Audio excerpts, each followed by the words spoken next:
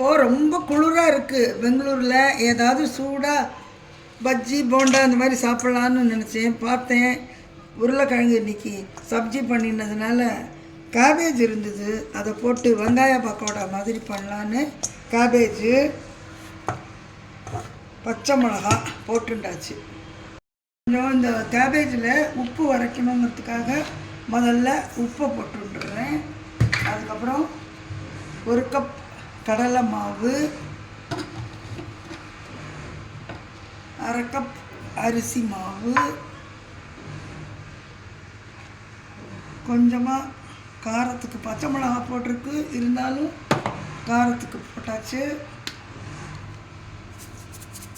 பெருங்காயம் எல்லாத்தையும் இந்த மாதிரி பெசறிட்டு தண்ணியை தெளித்து இப்படி உதிரி உதிரியாக நம்ம வெங்காய பக்கோடா பண்ணுற மாதிரி கேபேஜ் பக்கோடா